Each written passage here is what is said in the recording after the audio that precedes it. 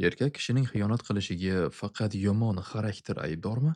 Olimlarning izlanishiga ko'ra, xiyonat qilgan erkaklarning 50% dan ortig'i o'z oilasida baxtli ekanini aytgan. Unda nega ular bu ishga qo'l uradi? Bugun xiyonatning ortidagi ko'rinmas sabablarni fosh qilamiz.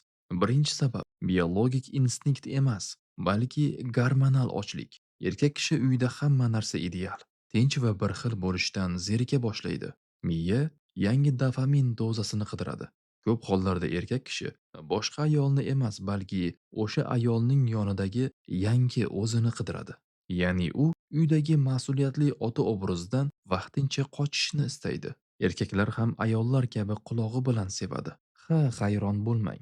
Agar uyda ayol kishi faqat kamchiliklarni gapirsa va erini boshqalar bilan solishtirsa, erkak o'zini yaroqsiz his qila boshlaydi. Tashqarida esa unga siz zo'rsiz, siz aqllisiz deydigan bir og'iz gap uni o'sha tomonga magnitdek tortib ketadi. Erkak kishi o'zini qahramon deb bilgan joyda qoladi. Eng katta xato ayol kishi turmushdan so'ng bor e'tiborini bolasiga qaratishi. Erkak kishi ongsiz ravishda o'zini chetda qolgandek va keraksizdek his qiladi. Xiyonat ko'p hollarda jismoniy ehtiyoj emas, balki menga ham e'tibor bering degan hayqiriqning noto'g'ri ko'rinishidir. Erkak kishi hissiy bo'shliqni boshqa joydan to'ldirishga urinadi. Xiyonatni oqlab bo'lmaydi, lekin uni oldini olsa bo'ladi.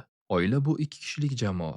Agar jamoada bir kishi o'zini kerakli his qilmasa, u boshqa jamoa qidira boshlaydi. Ayollar eringiz uchun eng birinchi raqamli muxlis bo'ling. Sizningcha xiyonatni kechirish mumkinmi? Yoki bir marta qilingan xiyonatni yana qiladi degan fikrdamisiz? Fikringizni izohlarda qoldiring.